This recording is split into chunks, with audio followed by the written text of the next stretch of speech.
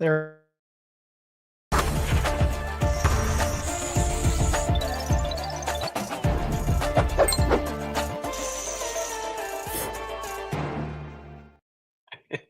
Welcome to the latest edition of Beyond the Arc. I'm John Gonzalez alongside our NBA insider, Bill Ryder, who looking streamlined, got a haircut. You're more aerodynamic. I expect your 40 time is much faster now.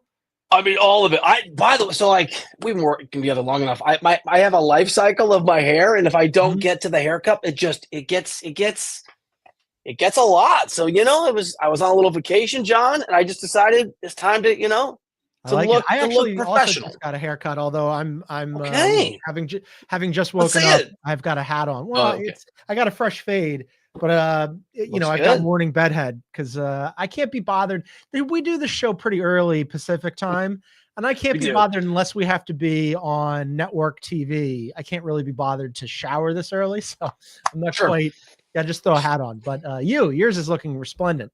Yes, you're quite welcome. All right, later in the show, Bill, I don't know if you heard about this. Things aren't going well for Joel Embiid and the Sixers. They are now consulting doctors, and the free fall continues. We'll get into that. The Knicks faced two big tests this weekend, and they failed them both. We'll discuss that in Weekend Radar, and we'll do Team of the Night. But first, Luka and the Lakers. Oh, boy. All of a sudden, Luka looks like Luka.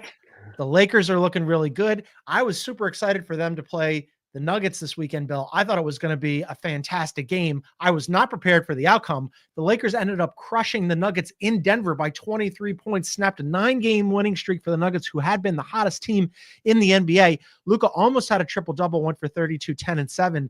Bill, statement win. Does this put the rest of the West on notice here? I think it puts them on notice in the same sense that they're on notice about the Nuggets. I was thinking about this as I was watching the game. I think these two teams are comparable. They are flawed. They have holes. They also have all-time great / top 5 players. And I'm not talking about LeBron James, who are capable of carrying them with other pieces around them. Because obviously we've talked nonstop, John, about how the Nuggets don't have an all-NBA player or an all-star around Nikola Jokic, and Jamal Murray has these moments and he comes and goes.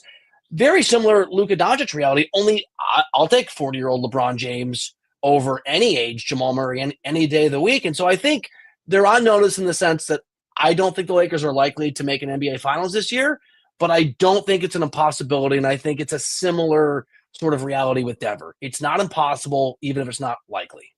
Yeah, I think that's probably right. But I was just kind of blown away by this because Luka hadn't shot the ball well in his first couple of games with the Lakers. And then all of a sudden he went crazy against the Nuggets. And I was like, oh, right.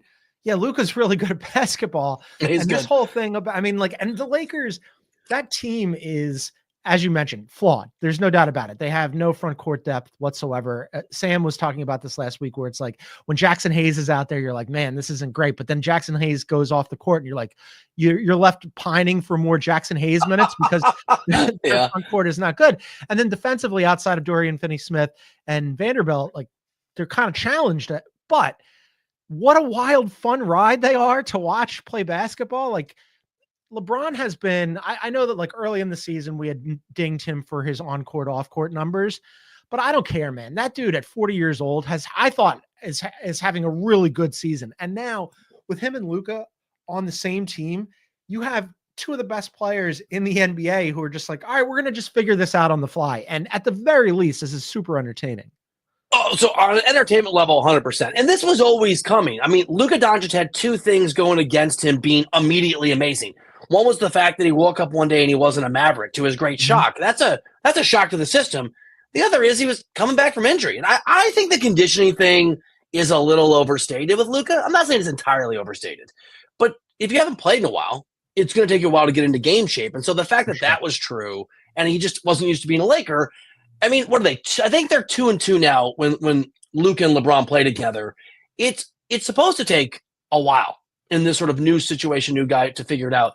But yeah, it's inevitable. Luka is going to be what we saw on Saturday night most nights once he kind of gets comfortable. I think for me, John, the deeper question from this game that I have about what happens in the short term, whatever the LeBron James era that remains in LA, that a year or two or three, I just wonder if LeBron James is able and willing to be the number 2. Like, I was thinking about how Tim Duncan was able to do that at the end of his Spurs tenure, and Kobe wasn't. And it's not a criticism of Kobe. It's just a different approach because Luka sees the game. You know the Queen's Gambit, that Netflix show, and she could look up at the ceiling and she could see the chess moves? Luka makes passes sometimes that I'll go back and I'll rewind, and I don't understand how he visualized what he eventually did. And I can remember sometimes with the Mavs, the ball would like come to those guys in the corner or at the rim, and they'd just be so surprised. LeBron sees it too. It's like you have two Queen's Gambit players. They're on the same wavelength. And it's amazing. And you saw some of these passes that Luka made to LeBron and just how they share this ridiculously high basketball IQ. And it hit me. I think it's an if. But if LeBron is willing to be more Tim Duncan to Kawhi than, Kobe or Kareem to Magic, right? If he's willing to take a back seat, and I'm not sure he is, I'm willing to sort of open my mind to maybe them having a higher ceiling than I think. Do you buy, because LeBron has said they should be playing through. I mean, he said it previously too, that they should be playing through AD. And exactly. Then in this scenario, he's like, hey, we need to be playing through Luka. Luka shouldn't be fitting out or trying to fit in. He should be fitting out. He should be Luka. He is at least saying and giving lip service to exactly what you're talking about. I will answer that with a statement, and then I'll answer it. Okay. I can remember covering LeBron in Miami. This is a long time ago when things got really weird for Chris Bosh, and we were pretty sure Chris Bosh came to a press conference crying, and it was a whole thing. And I remember LeBron saying for a week, we really rely on Chris, and Chris has got to be the number one guy sometimes. And he didn't mean it. Like LeBron saying something and LeBron doing something is totally different. So the answer to your question is I don't know if I buy it. I think it was interesting that Reddit came out after the game and said, basically the offense, Austin Reeves is great and LeBron's great, and Austin Reeves has been great with, lately, but we need the offense to run through Luka. From a basketball perspective, it's got to be Luka's team. And I also think it's worth noting that Luka is not a lock to stay in 2026. I think we all think and presume he will, but he has a player option, and you want to just make sure he's happy. I just think on every level, the quicker it's Luka 1 and LeBron 2, short term, long term, on the court, off the court, and that comes down to LeBron. And to answer your question, I'll believe it when I see it consistently. I mean, at 40 years old, I think LeBron can say to himself, hey, this needs to be 25-year-old Luka's team. And I'm going to be a 1A and be a really good 1A. And, they do fit together because of how smart, exactly what you were just saying. Both of them think the game so well, and it opens up so many other possibilities for the Lakers. I wanted to ask about I know that it's just one game, and sometimes they get a little carried away with one game. However, Nuggets had been jamming. And previously, as we've seen in the last 2 seasons, the Nuggets have had the Lakers number forever, and they got blown off their own floor. I mean, Joker, he had a triple-double, but he only took 7 shots, and he was 2 of 7. They just look completely out of sorts. Is this version of the Lakers better? They're only 2 games back of the Nuggets. I know. Well. 2 games. They're 2 games back of the 2 seed. So, so if you sometimes overvalue one game, I sometimes undervalue one game. So there's right, like we're gonna meet in the middle. Yeah, here's what I thought watching the game. I thought it's a statement game for the Lakers, and it speaks to the ceiling that is there for LA, and it's a reminder that Luka was always going to be Luka. I also think that if this game gets played, even right now with Austin Reeves playing really well and everything that's going on over a 7-game series, I still think the Nuggets win in 5 or 6. I think like Mike Malone is going to figure out there is no defense on this team, especially when you talk about their guard play. I mean, like, I like Austin Reeves a lot. He's not a defensive wonder. I like Luka a ton. Whatever his improvements on defense this year, he's not a defensive wonder. And I just think on a 7-game series, even I think the Nuggets are going to match. And you talk about like Jackson Hayes being the answer at center for the Lakers. So it's a big win, but no, I think it's a bad night for the Nuggets. They have been playing really well. I still think Denver is as likely or more likely to advance deeper in the postseason than LA. When this is all, like, when we get to the end of the regular season here, I mean, don't forget there was a 3-way race last year between the Wolves and Nuggets and OKC for 1. OKC is going to be the 1 seed in the West. As you mentioned, the Nugs right there for second and third. The Lakers are right there for second and third. They have the second and third best odds, those two teams, the Nuggets and the Lakers, to win the Western Conference. Who do we think finishes higher? By the way, who do you want to finish higher?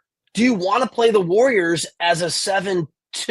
I'd rather be, you know what? I'd rather be in the 2-3 than the 4, because if you're in the 4, then if you get out of the first round, guess what happens in the second round? The second round, your reward is Oklahoma City. I'd rather not have to worry about the Thunder. Look, whoever you're going to play in the Western Conference in any round is going to be fantastic. However, if I had to set this thing up for my preferred path, I'd much rather be on the other side of the bracket than the Thunder and not have to deal with them until the finals, Western Conference. I know how good the Thunder are, and now that Chet's back, right? We're going to do picks at some point. I'm going to take the Thunder to go to the finals. I just don't think it's as certain as other people. I want to see them win. They haven't made a conference finals with this group, but I'm with you. Who finishes second? Think on that, noodle on that. Well, let's take a break. Okay. And then on the other side, we'll discuss that. And I also want to get into all of a sudden, like, here come the Warriors. The Western Conference is bananas. It's so much fun. We'll discuss all of that and the contenders in the West on the other side. This is Beyond the Arc. We dig it. Do you?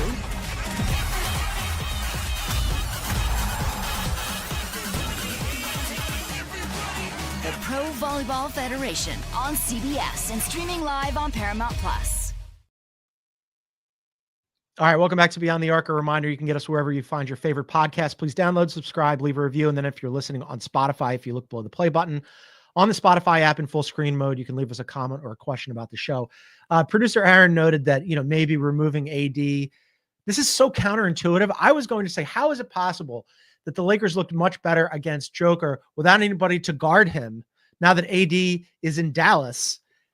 And he said that maybe it's like some of the voodoo gets removed from that whole thing, but like you would think they would have a much better shot with AD than without AD against Joker. Because AD also couldn't play against Sabonis and the Kings, right? I mean, that was also strange. It's very strange. But so the odds here, Oklahoma City, as I mentioned, are the favorites, followed by the Nuggets at plus 500, the Lakers at plus 750, the Grizz at plus 1100. They just lost to the Cavs.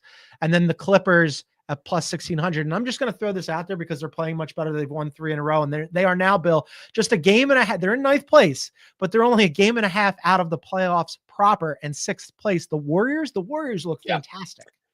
I'm going to contradict myself to what I just said 3 minutes ago. But on paper, no one the West is really good and really deep. No one approaches the Thunder. So there's such a separation between the Thunder and everybody else that when you put the Thunder aside and up on a pedestal, when you get to that everybody else, there are so many teams you could argue that belong in that group. I wouldn't personally put the Clippers in there because I want to be consistent sometimes and just consistently disrespect them for no reason over the course of the entire season. I think the Warriors, small sample size, but the life cycle of a Jimmy Butler relationship is amazing honeymoon, magical playoff run, okay, oh, now we're in the real world, but these ups and downs are part of life. Now he's leaving me for the Warriors or whoever is next. So we're in the great part of the Jimmy Butler life cycle. I think Golden State can make it's matchup dependent on. Yeah, I'm with you. I wouldn't want to. They're part of it. Coming down, that would not look good. I got asked this on HQ the other night. OKC or the Field in the Western Conference? I hate these questions, but this one's a good one. It's a tough one. I got asked how many championship contenders are there, and I came up with 9. How many teams can win the NBA championship? Did I tell you that they made me do 10? You did. That's right. I love everybody that we work with at TV. Producers are great. But the producer was like, all right, I need your top 10 contenders. And I was like, in the NBA? Like, in basketball, you want 10 teams that can win the championship in the NBA. I'm not making cases. I had 9. I had 9 the other day, or maybe 8. Yeah. Maybe it was 8.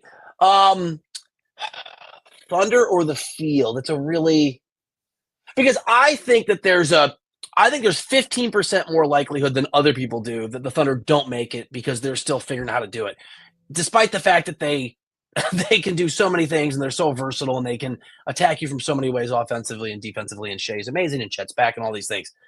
But I'm delaying. I'll take the Thunder. against the field. Me too. But it's a tough call. Me too, which is wild because the West is so packed. And I did the opposite in the Eastern Conference where I was offered the Celtics or the field. And I think I would now go Celtics because I was taking the field. Well, I was taking the field because I had the Knicks, and we're going to get to the Knicks in a little bit. You've come around. Maybe the Knicks could do something teams, and then the Knicks this weekend. I've been telling you for months this. Remember our talks like, are the Celtics in trouble? There's the Celtics. I wouldn't take the field, but I think they're the favorite for sure. The Cavs have looked very, very good. They played 2 big games this weekend and answered the call on both of them. Let's go to the latest. While we're talking about the Eastern Conference, we have to bring this up because it's some of the biggest news that happened this weekend, which is the Sixers and Joel Embiid. So the Sixers are an absolute freefall. Just basketball wise, they've lost 7 in a row. They're horrendous.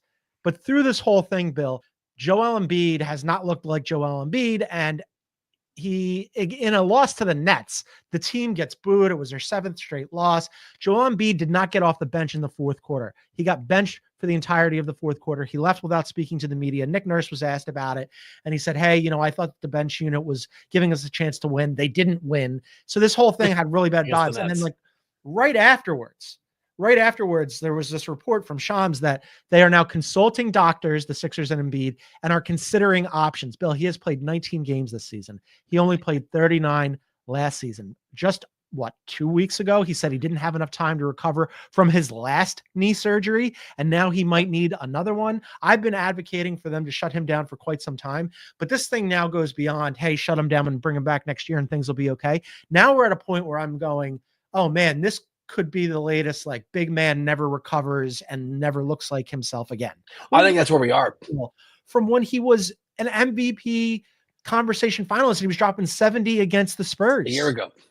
By the way, I think it's also worth noting because the Nets game was Saturday, I think.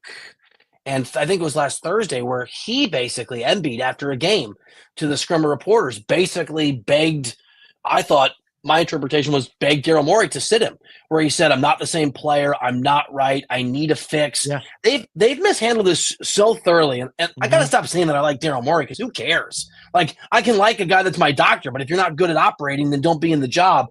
Daryl Morey's desperation to win now, and the fact that he did – look, none of us thought the Paul George contract was going to be this problematic this quickly, but I think we all kind of knew when they gave PG the years and the money, that was a short-term play at the expense of the long-term. And the fact that the wheels have come off early, that they were bad out of the gate, there's been so much pressure, I think, in Philadelphia to win. Now, even – I don't remember, John, you'll know, 3 or 4 weeks ago, I think it was, Daryl came out and said, we still think there's a path, and if we can get in, and they had been clinging to this idea, this desperate need to be relevant this year to justify everything they did last offseason. And that has come at the expense, I think, of managing Embiid properly, of clearly listening to Embiid because he had to go to the media. And basically, it's not a coincidence that Embiid told the scrum of reporters, in effect, I'm not the same player and I need a fix.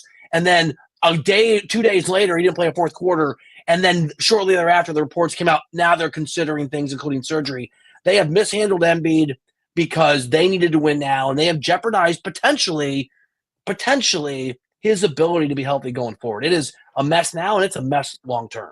Yeah, Morey had said, it's hard to see it, but if you squint hard enough, that it's a championship roster, and everybody who has paid attention to this thing or been anywhere near the Sixers for the last decade kind of laughed at that thing. I think everything you just said is correct. I will defend Daryl in one component of it, though.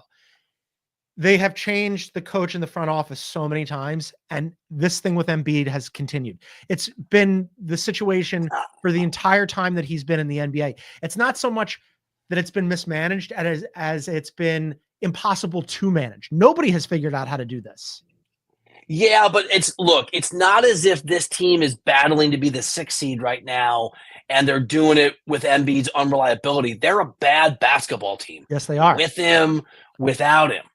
I'm glad you brought that up. I like Nick Nurse because Nurse isn't working. Paul George isn't. Nothing's working. Not just Embiid. Nothing is working, and I'm glad you brought that up. They are now a game and a half back of the Bulls for the 10 seed. The Nets have passed them after that win. They're a game behind the Nets. I have been calling for quite some time for them to shut down Joel Embiid and tank this thing. They have the 6th worst record in basketball. They owe a top 6 protected pick to Oklahoma City at present, Bill, with the 6th worst record, they have a 46% chance to keep that pick, roughly a coin toss. If they somehow sink to 5th, and they're 2.5 games up on the Raps for that, but if, hey, I think that they could go under that bar if they shut down Joel Embiid, and they're already not playing well with Joel Embiid, so get rid of them, maybe shut down PG. Anyway, if they could somehow sink to 5th worst, they'd have a 64% chance to keep that pick. I think it is like really behooves them for so many different reasons to just call this thing and be like, all right, let's see if we can go under the limbo poll here. It's an amazing draft, by the way. It's an amazing draft. I'm not making this up. I thought of you this weekend.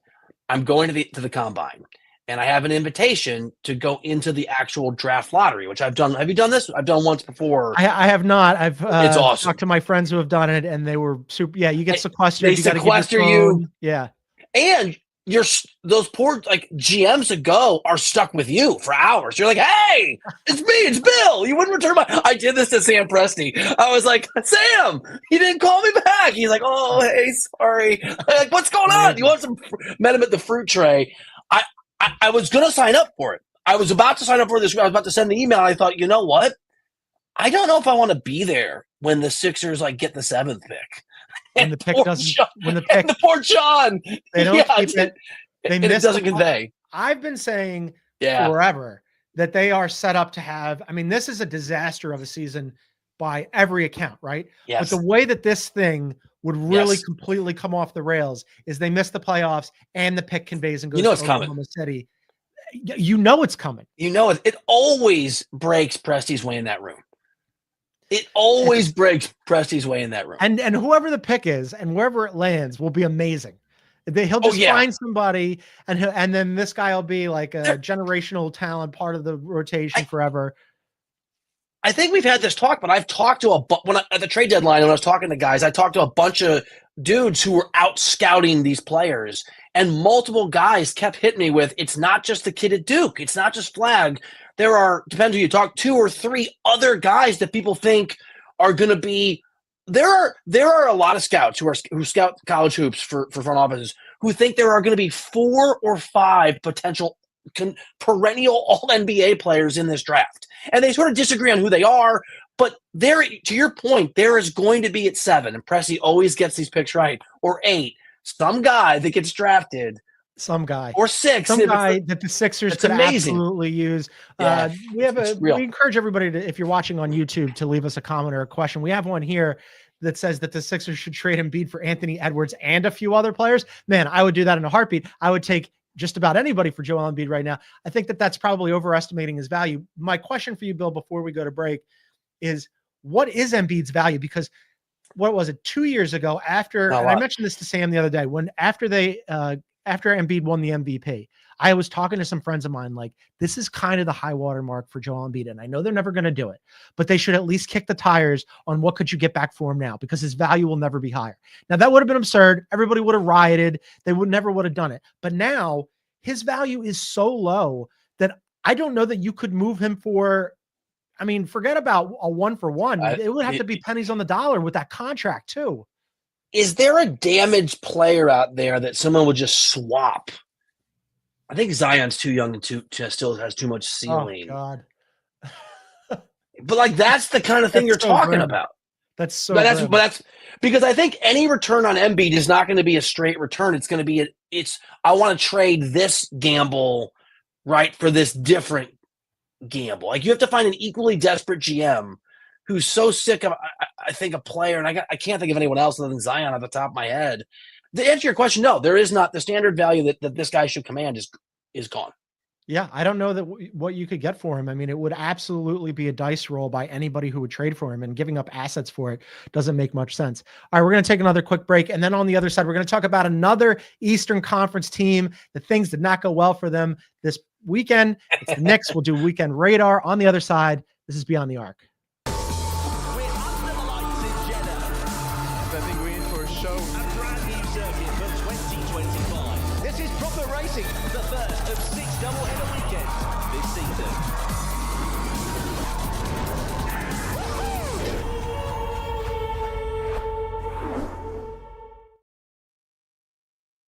All right, welcome back to Beyond the Arc. You can find us on YouTube at Beyond the Arc CBS. Please hit the like button, leave a comment, subscribe, and the little bell symbol. Click on that and you'll get notified when we go live. Big game tomorrow night in the association. The Mavs are going to play the Lakers. We're going to be live after that game on YouTube.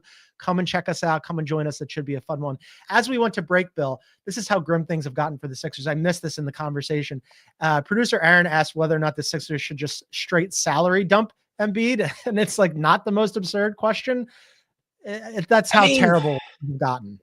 It's not the most absurd question. The GM least likely to do it on the face of the earth is Daryl Morey. Yeah. I mean, he's such a talent. They have no choice but to hope against all odds that he somehow comes back and plays basketball again and looks like any version of himself, because he doesn't look like himself right now. It's not just the Embiid question, though. That is the 1A question. There's a 1B reality of Paul George and his age and his level and his years on that contract. They potentially have two of the worst contracts in the NBA on their roster. It's so bad. But other than that, it's going great. All right, let's do weekend radar. The Knicks. I was very high on the Knicks. I was excited about the Knicks having two big games this weekend, and let's see how they look against the Cavs and the Celtics. And the answer was not very good, Bill. They got absolutely smashed by the Cavs on Friday. They lost by 37 in that game. The Cavs put up 142 points. And then on Sunday, they lost to the Celtics by double digits. They are now 0-7 versus Cleveland, Boston, and Oklahoma City. All these people, and Sam, I know you're watching somewhere, our boy Sam Quinn is one of these people that were saying like, hey, when Mitchell Robinson comes back, this is a bigger problem than Mitchell Robinson. And by the way, that the whole idea that like Mitchell Robinson is going to solve all the problems that the Knicks have. Mitchell Robinson is barely ever available. So I just want to put that to the side. But are you a little less bullish than previously after what happened this weekend against the Cavs and the Celtics?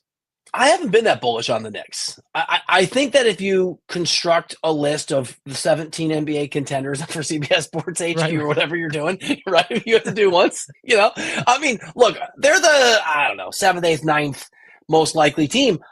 I'm going to, the old Supreme Court ruling on pornography. I can't define it, but I know it when I see it. Mm-hmm. That also applies to contenders sometimes. And I know that sounds like a cop-out. I can't tell you why exactly. But when I look at the Knicks, not just this weekend, before this weekend, we've had this talk. I'm just not that high on them. Some of it is my doubts about Cat. Some of it is they're bad defensively. I mean, they're not mediocre. They are not a good team defensively. And this also presumes that they're going to remain healthy and upright, which doesn't always happen with Tibbs teams. It's a really stark reality that they can't beat the top three teams in the NBA. I think it just speaks. I think they're a second-tier basketball team. And while a perfect run in the great matchups, maybe leads to they can make an NBA Finals in a way the Kings or the Bulls can't, right? They can do it. But I don't think that they're elite, and I think these games just showcases what's been true all year.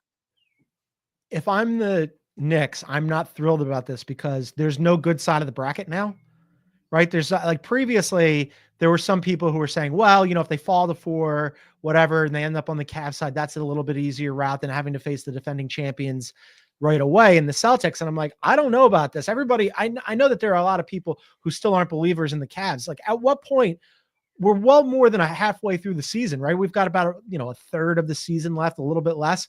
At what point do people start believing that the Cavs are legit? They're a half game up on Oklahoma City for the best record in the NBA. Look, in a 7-game series against the Celtics are probably still going to be favored, but the Cavs have a real shot to get out of the East. They're really good. They're a legitimate basketball team. They're the third best team in the NBA. And by the way, if we're doing this as a Knicks-centric conversation or part of it, can I just raise my hand and introduce the Indiana Pacers to the conversation? Because since January, my Clipper, I love those Clippers. I can't, the Clippers. I never doubted them. Since January 1st, they have the 6th best record in the NBA. They have the 5th best offensive rating, and they have the 8th best defensive rating. And if you go back to mid-December, the numbers are not quite as good, but they're top 10 in both offensive and defensive rating. They have a top, I think it's 5 or 6 record. So my point isn't that the Pacers are going to be an NBA champion, but it's even if you look at the Pacers, I think the Pacers can beat the Knicks in a 7-game series. The Knicks are probably favored, but this is a Pacers team that made a conference finals last year. And my point is there is an elite in the Eastern Conference, if we're just talking the East. And you're right, it's Boston, and then it's Cleveland, like just behind Boston. Like elevate both those teams, Cleveland, give them their flowers. You should respect and be afraid of them if you have to play them. But it's not as if then it's just the Knicks by themselves. If the Knicks play the Pacers in a first-round series, which is not likely to happen because I think they're 3-4, or at some point, I don't think the Knicks are at the level that Knicks fans like to pretend. They're not. If you had to pick right now somebody to make a deeper run, the Knicks or the Pacers, are you going Pacers? I am, yeah. I mean, I also think I'm getting a little value there. So if it's a bet thing, I feel a little more comfortable, right? But if I'm putting money down on the odds, yeah. Again, it's matchup dependent, but yeah. I went into this weekend rubbing my hands about the Knicks being like announcing their presence and saying to the Cavs and the Celtics, we're just as good as you, and it's a 3-team race. And I came out of it going, oh no, that does not look like a 3-team race to me. That was a rough weekend for the Knicks. What else is on your radar from this weekend? I mean, the Pacers were my main thing. I mean, like I'm really high on who they are and what they're about. Most of it we've hit. Is that a good answer for you? Do you want more? I have some stuff for you. I wanted to run this past you. I want to bring in producer Aaron on this one too. So this weekend, Andre Iguodala's jersey was retired in Golden State. And I didn't really think much about it. He won 4 championships and he also won a finals MVP. But the firestorm that this created on social media kind of blew me away. Like there were people who were like, he deserves it. This is congratulations, whatever. And then there were people who were adamant that there is no way that Andre Iguodala, I think it's silly, 6 seasons with the Golden State. I want to ask like where you two fall on this. So in 6 seasons with the Golden State Warriors, he averaged a little over 7 points a game, just under 4 rebounds per game, 3.5 assists per game, and a steal per game in 26 minutes, Bill. He was very good in the playoffs, and he was a defensive stopper. But does he deserve to have his number retired alongside the likes of Wilt Chamberlain, Chris Mullin, Rick Barry? What do you think? I mean, I think it's silly, but I don't care. It's sort of the same thing when I see people in LA bring their pets into a restaurant where that's allowed. I think it's dumb, but if that's what you want to do, it's your world, go for it. I'm not an emotion. I mean, producer Aaron is an actually rabid Warriors fan. He gets pissed off. Indeed. Hello, what did you make of this? I think it's kind of more of the same. He seems to be one of the more polarizing players, maybe in NBA history. I think it's really similar to his Hall of Fame case. You will have people who say, absolutely, he belongs in the Hall of Fame. And you will have people who say, well, he made 1 All-Star team and never won 6 Man of the Year, made a few all-defensive teams. He was runner-up twice. Right. So I just... I'm kind of like Bill, where I do care, but I don't think that jersey retirements are. I think they're like symbolic, really. And I think the Warriors feel like his contribution was big enough. Then yeah, great. Okay, nobody's gonna wear 9 again. It'll be all right. Okay, so now they have 3, 6, 7. That's 7 jerseys that are retired. It's going to go up to 10 because incoming on Clay, Draymond, and Steph, they're going to have to start using like the ampersand and the hashtag. This is why the Celtics have figured it. The Celtics have like 19 jerseys retired and have figured it out. Also, KD, by the way, it's already been. I was going to ask. That was my next one. So does KD get his number retired by the Warriors? He is getting his number retired. Joe Lacob has said he is getting his number retired. So 35 will be up there next to 9. It's so dumb. Can I just say, we had this talk a year ago. Jersey retirements are stupid, okay? It should be the rarest of the rare. Kobe, sure. LeBron in Cleveland, okay. I mean, Bird, fine. But this, like, Andre Iguodala? Like, I'm not mad about it, but this just speaks to the fact that the whole thing is stupid. This whole thing. And that's why Bill's favorite team is the Clippers, because they've never retired a jersey. Nor earned the right to. It doesn't look like they will. Kawhi going to get his retired in Toronto? I do. He almost should. 1 year rental. I do have one more weekend radar. Just very quickly. I knew I had one more. The Suns dumpster fire. I mean, I know we've hit this. On my list. Are they okay? I mean, by the way, you already weren't very good. You didn't have very much depth. You don't play defense. So it's like, let's see, what can we do here to make this even worse? Let's tell Durant we wanted to trade him, and Bradley Beal we think he sucks, and then just make them. This is like I said this on radio the other day. I have a buddy. He's an idiot, and luckily he doesn't watch this podcast. Who decided he was going to get? He and his wife decided to get divorced, right? Okay, that sucks. They had already paid for a cruise, a shared room, and they went on the cruise together. How do you think that went? Breaking news, it was a shit show. This is that. Only this cruise isn't 10 days long. It's however many games were left after the trade deadline, like 20, 30 games, months. These guys are trapped on the cruise to hell together, and it is coming apart at the seams. The Suns as like on the divorce cruise is pretty on the nose. Like that's pretty much what's going on here. They put Brad Beal back in the starting lineup. Does that do anything for you? I mean, they beat the Bulls. They beat the Bulls, and so I have a little something for you. They had played at that point 28 games with Booker, Beal, and KD, and it was just the fourth time that all three of them have scored 20 points or more. That whole thing obviously does not work. What a great stat. But putting Brad Beal back in the starting lineup, like he hasn't been terrible. He's been okay. It's just that the team's not good. No, the team's bad. I mean, they're awful. It's not Beal's fault. But, like, if you're Beal, right, you're the castaway who can't leave. And Durant is the pissed off. Like, Durant can leave. And obviously, with the Warriors story that came out, they were open to doing that because they sort of came to the conclusion they had to. So I'm sure Durant's not long for this world whenever that summer or whenever it is. It's Ishbia, man, what a mess. Not good. What a mess. A couple more things on my radar for you, just quickly. This is just I'm just going to mention this and we'll move on from it. The Pistons and the Hawks. I don't know if you saw the score last night. The final score was the Pistons beat the Hawks 148-143. And I stared at it for a long time because I thought that they had forgot to put the overtime designation in it. And they did not. That was a regulation score, which is just bananas that they scored a combined 291 points in regulation. Nobody played defense in that. This is the one I wanted to get to, though. The Wolves. The Wolves, Bill, have played much better over the last few however much, right? And it corresponds critically with Julius Randle, who's about to return, not being around. Jaden McDaniels and Naz Reid have been fantastic without Julius Randle, and they're about to get him back, and he's got a player option for next year, and they're probably praying, even though it's not going to happen, that he's not going to pick it up and he'll go off and find another team. I think nobody wants him, and he's going to pick up the option, and they're going to be screwed.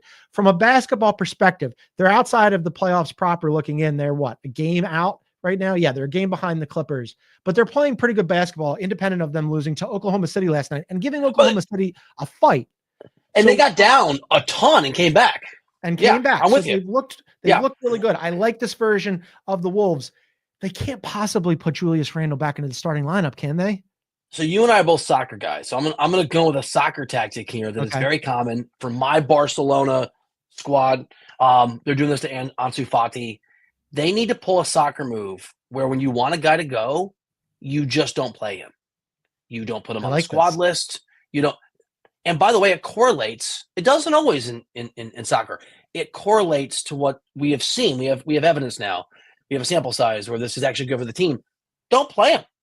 Do not let him be pissed off and problematic for the next 2 months rather than whatever he is and problematic for the next year and a half. Do not convince him not to pick up that player option by just don't play him. You're giving him the full Nurkic. You're giving him the Suns Nurkic treatment. I mean, like maybe it's like, hey, we really value Julius and we got to get our rotations down, and you give him 11 minutes or something, or 12, right? Like here's 12 minutes, and here's some, somewhere between don't play him at all and make him a very back of the bench kind of guy. The other component here is that Naz Reid also has an option, and people expect him not to pick it up and that he will just walk in free agency. I would do everything in my power to reigning sixth man of the year, Naz Reid, please stay. We love you. Because he's really good. He's been fantastic over this last year plus. They need him. He's a very good basketball player. I'm glad you brought up Naz Reid because with the new ownership situation that has to be ratified by the owners, but the fact that there's a change of ownership and we sort of know, we think who's going to control it. That situation with Reid is a canary in the coal mine for, are they going to now spend money? Because they made the Karl Anthony Towns trade with an eye towards saving money, and there are contracts they're going to have to give out. I think it'll be really interesting I think that'll tell us to what degree this new ownership group is interested in investing in the basketball. I mean, you've got Anthony Edwards, and he's young and he's talented, and you're invested in him, and Gobert got paid, and Jaden McDaniels is starting out on his now relatively, by comparison, affordable deal. Yep. I don't know that you can afford to let Naz Reid walk, right? I mean, you're going to waste Ant Edwards years. And this is not a market where you're going to recruit free agents easily. And so if someone is in your organization and you know they work and you know they're a winning player and you know it works, and I don't think it would be an overpay, but this is the kind of market where you have to overpay anyway, right? If that's the requirement. I mean, so somebody's going to throw a bunch of money at Naz, but they need to keep him in house. And also, to the original point, Julius Randle to the bench, please, Chris Finch. Like, just do it. Somebody needs to go and be like, it's time. It was time at the beginning of the season. It's well past time now. We've seen proof of concept here. All right, let's wrap it up with team of the night. I'm going to go with the Thunder. And look, they got up really big in that game. It felt like it was over in the first half. The Wolves came back, and the Thunder obviously won. It was a better game. I don't know how often I've ever nominated them. I don't know how often they've been nominated. It's just a reminder, like, they're so good. They're so deep. And when they're focused, and they kind of took their eye off the ball a little bit when Minnesota made that comeback, I think we take for granted their talent level, and they're so deep. So Thunder, good win. Nice job. Way not to blow it. Team of the night for me. Fifth time for Oklahoma City. I'm going to go with the other best team in the NBA by record. The Cavs handled their business this weekend. I mean, again, everybody just keeps saying, like, there's not a lot of love outside of Cleveland for the Cavaliers. I'm going to stand up on their behalf and just say, look, they played the Grizzlies. The Grizzlies are a very good basketball team, won that game, and they absolutely curb stomped the Knicks. The Knicks wanted to say, hey, we're part of the Eastern Conference conversation, and the Cavs said, no, you're not. We're legit, and you aren't. You're pretenders. They're half game up for the best record in the NBA on Oklahoma City, who I think everybody believes that they are legitimate. And I think the Cavs are too. This is also their fifth time for team of the night. So now Oklahoma City and the Cavs are tied for that honor. So the Cavs have made me believers, Bill. Dude, I was thinking, so there's a great, have we had this conversation about the Velvet Tango Room? There's a great cocktail bar in Cleveland. It's one of the best cocktail bars in America. It's off the beaten path. They serve till 2 a.m, late night food. Every time I was there during the LeBron years for the finals, and they played the Warriors, every time I was there, the Curry family would be there. Steph's wife and mom. I wish I had known about this. I spent years in Cleveland waiting to get out of that city.